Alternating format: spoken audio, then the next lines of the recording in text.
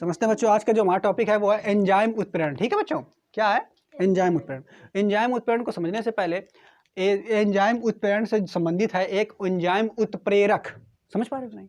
देखो, उत्प्रेरक हमने आपको बताया था। उत्प्रेरक क्या होता है? उत्प्रेरक ऐसा कोई पदार्थ होता है जो कोई रासायनिक अभिक्रिया हो रही होती है तो उसको बढ़ा देता है तो घटा देता है। ये तो काम करता है उत्प्रेरक, बढ़ाने या घटाने में मदद करता है। इसी तरीके से हम पढ़ेंगे आज एंजाइम उत्प्रेरक। तो एंजाइम उत्प्रेरक क्या होते हैं? एंजाइम उत्प्रेरक जो होता है ये सजीवों में पाया जाता है। किस में पाया जाता है? सजीव। जैसे मनुष्य, हम लोग सजीव हैं, है ना। जीव जंतुओं में पाया जाता है। ठीक, तो जीव जंतु में कहाँ पाया जाता है? तो बात समझो। तो जैसे जब हम भोजन खाते हैं, समझना ध्यान से, जब हम भोजन ग्रहण करते हैं तो भोजन खाते समय तो होता है क्या, भोजन जो हमारा होता है वो जटिल अणुओं में होता है। कैसा होता है? जटिल अणुओं में। बात समझ पा रहे हो कि नहीं? अब भोजन को हमें पचाना तो सबसे पहले जैसे ही खाओगे भोजन तो खाने समय हमारा दांत जो है उस भोजन को तोड़ तोड़ के छोटा छोटा कर देते हैं कि नहीं? जैसे खाओगे तो भोजन को जो हमारे दांत होते हैं वो बिल्कुल तोड़ तोड़ के छोटा कर देते हैं। बात समझ पा रहे हो कि नहीं? उसके बाद जैसे ही ये भोजन खाएंगे मुख से तो होता क्या है, यहाँ मुख से भोजन हमने खा लिया, खाने के बाद यहाँ से ये आपके देख रहे हो ये वाला जो किनारे लगी हुई इसे बोलते हैं लार ग्रंथि। क्या बोलते हैं बच्चों? लार ग्रंथि। लार ग्रंथि। ठीक है, ये लार ग्रंथि का कभी कभी बोल देते हैं। इससे जो एक रस निकलता है उस रस को बोलते हैं लला रस। क्या बोलते हैं? लारा रस। ठीक है, समझ पा रहे हो कि नहीं? तो जैसे ही तुमने भोजन खाया और खाने के बाद जैसे उसको तुम चबाओगे तो चबाने पे क्या होता है, तुम्हारा जो खाना है वो पूरा लिबलिबा हो जाता है कि नहीं? तो वो रस निकलता है। कौन सी ग्रंथ से निकलता है? लला रस। ठीक, तो ये क्या करता है? लला रस में जो तुम्हारा होता है लाइपेज होता है। क्या होता है? एक होता है लाइपेज। ठीक, ये क्या करता है? तो ये बात समझो बच्चों। तो ये क्या करता है, तुम्हारा जो भोजन है भोजन को ये भी तोड़ने का काम शुरू कर देता है। क्या करता है? तोड़ने का काम। ठीक, इसमें है ये जटिल अणु तुम्हारे होते हैं। कैसे होते हैं? जटिल अणु। भोजन के जब जैसे तुमने तोड़ लिया, अब भोजन खाया और तोड़ने के बाद वो छोटा छोटा टुकड़े में हो जाता है, तो वो कैसे होते हैं? जटिल अणु होता है। और जटिल अणु जो होता है वो वास्तव में करता है कि भोजन जब तुम खाते हो तो खाने के बाद एनर्जी कैसे आती है, तो उन अणुओं को तोड़ तोड़ के ग्लूकोज बनाया जाता है। क्या बनाया जाता है? और ग्लूकोज, अब वही ग्लूकोज हमारे बॉडी में पहुँचाई जाती है पूरे शरीर में, और उसी ग्लूकोज से क्या होता है, हमारे शरीर को एनर्जी मिलती है। बात समझ पा रहे हो कि नहीं? ठीक, तो खाना जब खाओगे तो खाना खाने के बाद क्या है, पहले मुंह में चबाते हो, मुंह में चबाने छोटे टुकड़े में आता है। उसके बाद फिर क्या होता है, फिर तुम्हारा विभिन्न प्रकार के रस मिलते हैं, और रसों में तुम्हारा विभिन्न प्रकार के एंजाइम होते हैं। जैसे ये एक एंजाइम है लाइपेज। तो लाइपेज क्या करता है, जो बड़े बड़े अणु होते हैं भोजन के, जो तुमने छोटे बड़े बड़े खाए हैं तो उनको तोड़ भी लिया, उसके बाद भी बड़े बड़े अणु रह जाते हैं, उन अणुओं को ये सब तुम्हारे एंजाइम तोड़ते हैं। क्या करते हैं? कौन एंजाइम तोड़ते हैं? तो ये वाले एंजाइम उत्प्रेरण जो होते हैं ये सब तोड़ते हैं। बात समझ रहे हो? तो जब उनको तोड़ तोड़ के वो छोटा बनाते हैं, अंत में जब भोजन तुम्हारा होता है तो यहाँ पे इधर विभिन्न अंगों में जाएगा और जा करके जो भोजन होता है उससे ग्लूकोज निकाल दिया था। ग्लूकोज में होती है एनर्जी। बात समझ रहे हो? तो देखो कैसे कहाँ से आता है। तो भोजन तुम्हारा यहाँ से जाएगा, ये तुम्हारी ग्रास नलिका। क्या बोलते हैं? ग्रास नलिका। अब देखो जैसे तुमने भोजन चबा लिया तो चबाने के बाद यहाँ पे रस मिल गया, कौन सा? लाइपेज। एक एंजाइम ये मिल गया, तो एक एंजाइम आया, जैसे ये मिल गया तो ये तुरंत भोजन को क्या करेगा, पहले तुमने उसको छोटा छोटा तोड़ दिया, ये क्या करेगा, भोजन को लिबलिबा कर देगा, बिल्कुल एकदम माइन कर देगा। जैसे तुम खाओगे तो ग्रास नलिका से भोजन तुम्हारा होता हुआ यहाँ से ऐसे अंदर आ जाएगा। अब जैसे ही जाएगा तो भोजन तुम्हारा जब इसमें जाएगा तो ये तुम्हारा एक अंग होता है। ठीक, ये अंग क्या होता है? इसको बोलते हैं अमाशय। क्या बोलते हैं? अमाशय। अमाशय यानी इसी को पेट बोलते हैं। क्या बोलते हैं? ये पेट जो होता है, भोजन जाएगा तुम्हारा पेट में। ठीक, तो पेट में क्या होता है, यहाँ पे देखो, यहाँ पे जैसे तुम्हारा भोजन पेट में गया तो जैसे ही पेट में गया तो इससे क्या होता है, ये जो तुम्हारा ये होता है, ये अमाशय का होता है, HCl निकाल रहा होता है, HCl अम्ल निकाल रहा होता है। बात समझ पा रहे हो कि क्या निकाल रहा होता है? अम्ल। HCl क्यों निकाल रहा होता है? तो ये देखो, तो जैसे तुम्हारा भोजन यहाँ पे तुमने जब लुगदी के रूप में बना दिया तो ये सीधा जाएगा पेट में, यानी अमाशय में। तो अमाशय में जब जाएगा तो अमाशय में अभी भी उसके अणु बहुत बड़े बड़े हैं। कैसे हैं? बड़े बड़े हैं। अभी भी तुम्हारा भोजन जो है पचा नहीं है, वो तुमने खा लिया तुरंत अंदर पेट में चला गया तो पचा नहीं है। अब उससे तुम्हारा क्या होगा, तुरंत ये तुम्हारी मशीन जो है काम करना शुरू करेगी। क्या करेगी? अब भोजन के जो बड़े बड़े अणु आए हैं तो ये क्या करेंगे भाई, इसमें एक तुम्हारा और एंजाइम या रस होता है, उसको बोलते हैं पेप्सिन। क्या बोलते हैं? पेप्सिन। और बहुत सारे होते हैं। तो ये क्या करता है, देखो इधर पेप्सिन जैसे आया तो ये भी भोजन के जो बड़े बड़े अणु हैं उनको तोड़ना शुरू कर देता है। लेकिन ये कहता क्या है भाई, ये एंजाइम कहता क्या है? ये एंजाइम कहता है भाई हम जो है ऐसा नहीं तोड़ेंगे जब तक आप हमें ये माध्यम जो है ये अम्ली नहीं दोगे। कैसा माध्यम?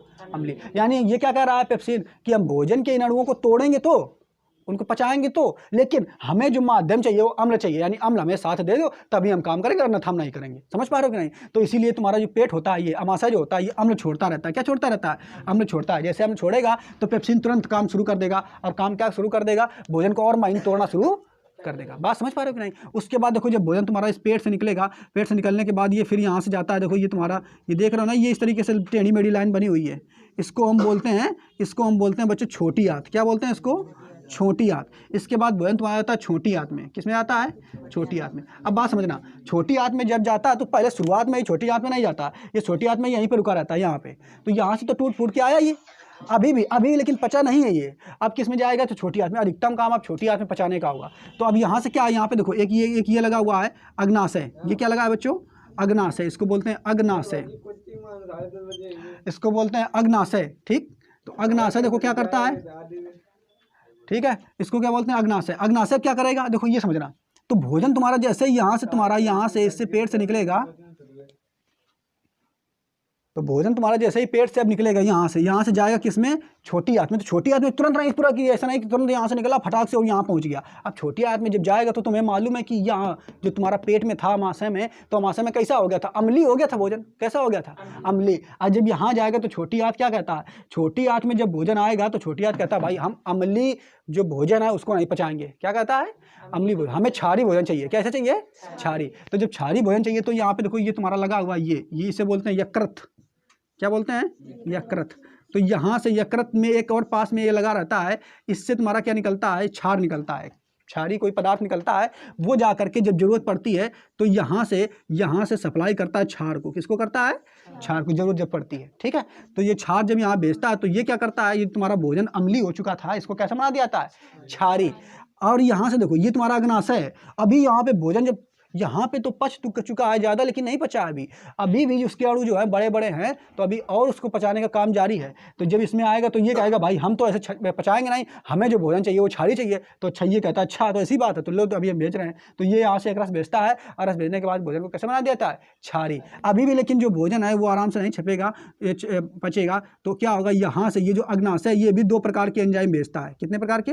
2। अब उनका तो यहाँ से 2 प्रकार के एंजाइम भेजेगा। तो अब क्या, वो एंजाइम जो यहाँ से आए अग्नाशय से और साथ ही साथ यहाँ से क्षार आया, ये मिल करके जब इसमें आएंगे तो जैसे ही भोजन के साथ मिलेगा तो भोजन तुम्हारा कैसा हो जाएगा? क्षारीय। अब भोजन हो गया क्षारीय। अब क्षारीय होने के बाद अभी तुम्हारा जो भोजन है किस आंत में जाएगा? छोटी आंत में। और छोटी आंत में जाएगा तो छोटी आंत इसको कूट कर बढ़िया से एकदम जितना आया और माइन कर देती है, और ये लगभग पचा देता है। समझ पा रहे हो कि नहीं? अब फिर जो भोजन है छोटी आंत से फिर जाएगा तुम्हारी ये बड़ी आंत में। किसमें जाता है?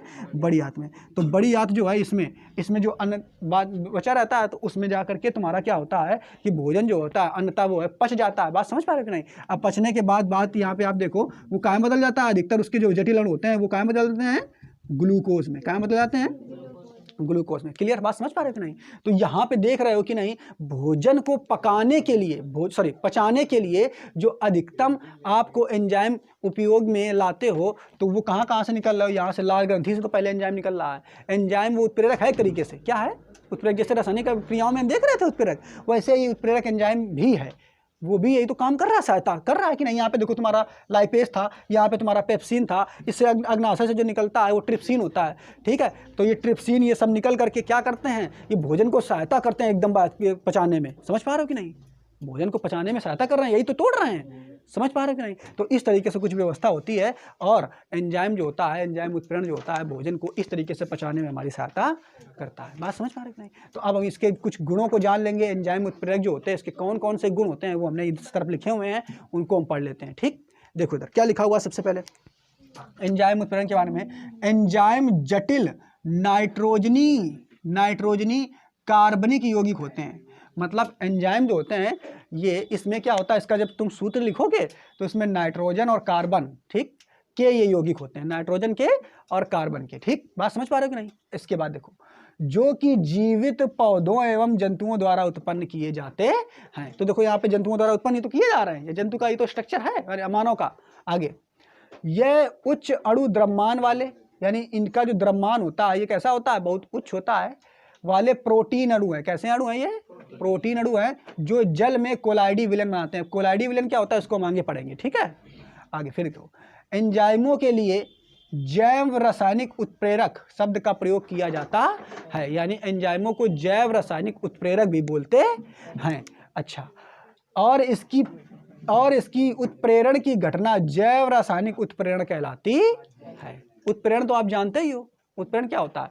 उत्प्रेरक जो होता है वो क्या कर रहा होता है, रासायनिक अभिक्रियाओं को तेज या धीमा कर रहा होता है। इसी घटना को ही तो उत्प्रेरण कहते हैं हम। तो यहाँ पे भी तो देखो रासायनिक अभिक्रिया ही होता है एक तरीके से। देखो जो आप खाना खा रहे हो वो रासायनिक पदार्थ ही तो है, उसी को तो तोड़ रहा है एंजाइम, तोड़ने में मदद कर रहा है ना।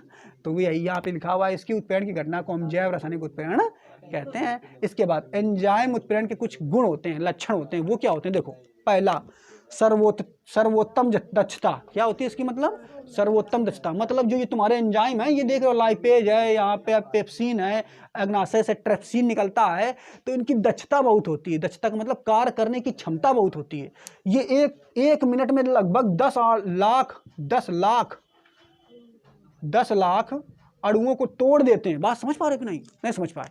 एक मिनट हुआ नहीं कि जो तुम्हारा ये लाइपेज या ट्रिप्सिन जो होता है, ये भोजन के जो जटिल अणु हैं बड़े बड़े, उन अणुओं को एक मिनट में कम से कम 10 लाख अणुओं को तोड़ देते हैं। तो कितना दक्ष है, कितनी जल्दी जल्दी काम कर रहा है। दूसरा, उच्च विशिष्ट प्रकृति, यानी इनकी प्रकृति जो होती है, इनके जो गुण होते हैं ये बिल्कुल अलग होते हैं। जैसे यहाँ पे आप देख रहे हो, जो ये लाइपेज है इसका काम अलग होता है, ये पेप्सिन है इसका काम अलग होता है, ठीक है, ट्रिप्सिन है उसका काम अपना अलग अलग होता है, इनकी प्रकृति भी अलग अलग होती है।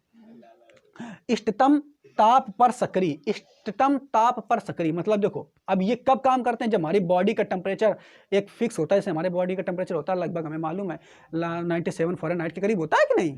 तो जब हमारे बॉडी का टेम्परेचर लगभग जब फिक्स होगा तभी ये काम करते हैं। और जब बहुत ज़्यादा ठंडा टेम्परेचर हो जाएगा अगर हमारे बॉडी का, तो ये काम करेंगे लेकिन धीमे धीमे करेंगे। यानी जितना अगर अनुकूल तापमान होगा, इष्टतम ताप का मतलब अनुकूल तापमान होगा, तभी ये ज़्यादा सक्रिय होते हैं। आगे, इष्टतम पीएच पर सर्वाधिक सक्रिय। तो हमारे बॉडी की जो पीएच होती है, पीएच मान आप लोगों ने हाई स्कूल में पढ़ा था, तो पीएच जब होगी, ठीक है, तो जब हमारा जो पीएच होगा 0 होता है, तब हमारा मान जो होता है कैसा होता है? उदासीन होता है। जब पीएच जो होता है 7 से कैसा होता है? 7 से कम होता है, तब हमारा मान कैसा होता है? क्षारीय। और 7 से जब अम्लीय होता है, जब 7 से कम होता है तो हमारा जो वो पीएच होता है कैसा होता है? अम्लीय। और 7 से ज़्यादा होगा तो क्षारीय। ठीक, फिर देखो बच्चों, सक्रियक एवं क्या लिखा? सक्रियक एवं एंजाइमों की उपस्थिति में सक्रियता। मतलब जो तुम्हारे एंजाइम होते हैं बच्चों, तो ये सक्रियक की उपस्थिति में ज़्यादा काम करते हैं। जैसे यहाँ पे देखो, यहाँ पे पेप्सिन था, तो ये क्या कह रहा था? हम तभी काम करेंगे, तभी पचाएंगे जब हमें HCl दोगे। तो यहाँ सक्रियक कौन है? HCl। यानी ये सक्रियक की उपस्थिति में ज़्यादा क्या करते हैं? काम करते हैं, सक्रिय हो जाते हैं। आगे, संदमक एवं विष का प्रभाव। और देखो, संदमक एवं विष का प्रभाव कभी कभी क्या होता है, जो तुम्हारे एंजाइम होते हैं ज़्यादा मात्रा में बन जाते हैं। तो जब ज़्यादा मात्रा में अगर निकल गया तो ये क्या है, हमारे शरीर में कुछ ना कुछ गड़बड़ कर देते हैं। जैसे कभी कभी हमारा जब पेट खराब होता है तो उस समय हमारे पेट में क्या होता है, जब अम्लीय मात्रा ज़्यादा हो जाती है, तभी तो कहते हैं एसिडिटी हो गया पेट में, एसिडिटी हो गया, इनोपियो, है ना। तो वहाँ पे क्या होता है, HCl का ज़्यादा मात्रा में निकला है पेप्सिन। ये जब ज़्यादा मात्रा में हो जाते हैं तो क्या हो जाता है बच्चों? संदमक एवं विष का प्रभाव। तो हमारा पेट जो है वो लगभग पाचन सिस्टम जो है वो गड़बड़ हो जाता है। बात समझ पाए कि नहीं? तो उत्प्रेरण के बारे में अगर पेपर में आएगा तो आपको ऐसे इस तरीके से कुछ पॉइंट दे करके और समझा देना है। क्लियर आया समझ में? ठीक, तो नोट कर लो इसे बच्चों। तो देखो बच्चों, आज जो हम देखेंगे एंजाइम उत्प्रेरक की क्रियाविधि, कि एंजाइम जो होता है वो भोजन के अणुओं को किस तरीके से तोड़ता है। तो एंजाइम उत्प्रेरण जो होता है वो होता क्या है? एंजाइम उत्प्रेरण जो होता है, कोई भी एंजाइम उत्प्रेरण, उसकी एक विशेष आकृति होती है। ठीक, उसकी एक विशेष आकृति होती है और वह किसी विशेष प्रकार के भोजन के अणु को ही तोड़ सकता है। बात समझ पा रहे हो कि नहीं? जैसे यहाँ पे आप देखो, ये एक एंजाइम है, ठीक, ये एक एंजाइम है और ये इस विशेष प्रकार के भोजन के अणु को ही तोड़ पाएगा। क्योंकि यही अणु जाकर के इसमें सेट हो सकता है। अब बाकी मान लो अगर दूसरे तरीके का होता तो उसमें सेट नहीं हो पाता। जैसे कि हमें मालूम है कि पेट के अंदर जो निकलता है रस, कौन सा एंजाइम निकलता है, उसे पेप्सिन कहते हैं। अब पेप्सिन जो होता है वो प्रोटीन को ही तोड़ सकता है। किसको तोड़ सकता है? प्रोटीन को। क्योंकि अगर हम मान लें पेप्सिन की जो आकृति है एंजाइम की वो ऐसी है, अब प्रोटीन की आकृति ऐसी, तभी ये जाकर के प्रोटीन इसमें सेट हो पाएगा। और जब सेट हो पाएगा तब ये आसानी से अपने पास इसको बिठा करके 2 भागों में आसानी से इसको तोड़ देगा। देखो यहाँ पे इसमें बिठा दिया आपने आसानी से। इसको जब बिठा लेगा तो इसे हम बोलेंगे एंजाइम क्रियाधार और संकुल। क्या बोलते हैं? एंजाइम क्रियाधार संकुल। अब ये बिठा लिया, अब इसको 2 भागों में तोड़ेगा ये। क्यों तोड़ेगा? क्योंकि अब इसको काम है तोड़ना। तो अब इस भाग को 2 भागों में तोड़ दिया, यहाँ पे 2 भागों में देखो तोड़ दिया और खुद अलग हो गया। ठीक, समझ पा रहे हो कि नहीं? अब मान लो अगर इसके पास दूसरा कोई आता प्रोटीन के अलावा, भोजन से अन्य कोई अणु आता प्रोटीन के अलावा, तो ये उसको बिठा ही नहीं पाता अपने पास। क्यों नहीं बिठा पाता? क्योंकि जैसे जैसे एक कोई विशेष ताला होता है, उस ताले को कोई उसी की जो विशेष चाबी होती है वही खोल सकती है, हर चाबी नहीं खोल सकती है। उसी तरीके से इनका जो सेट होने का क्रम है, इसकी आकृति जैसी है तो इसके विशेष आकृति वाला ही तो इस पर सेट हो पाएगा।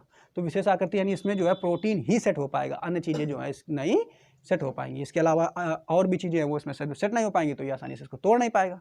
जब तोड़ नहीं पाएगा तो इसलिए केवल और केवल एक विशेष एंजाइम जो होता है वो विशेष क्रियाधार को ही तोड़ पाता है। ठीक है, बात समझ पा रहे हो कि नहीं?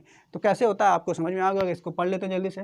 लिखा हुआ एंजाइम उत्प्रेरक भोजन के जटिल अणु को छोटे छोटे अणुओं में तोड़ने का काम करता है, ये बात हमें मालूम है। आगे लिखा हुआ एक विशेष प्रकार का एंजाइम, एक विशेष प्रकार का एंजाइम, ये विशेष प्रकार का एंजाइम किसी विशेष प्रकार के अणु को ही छोटे छोटे टुकड़ों में तोड़ सकता है। जैसे जैसे पेप्सिन जो है वो तुम्हारा प्रोटीन को ही तोड़ सकता है, प्रोटीन के अलावा वह अन्य चीज़ों को नहीं तोड़ सकता, जैसे विटामिन हो गया है और जो होते हैं भोजन में उनको नहीं तोड़ पाएगा वो। ठीक, आगे ये उसी प्रकार होता है जैसे किसी विशेष ताले को उसकी चाबी ही खोल सकती है, अन्य चाबियां नहीं।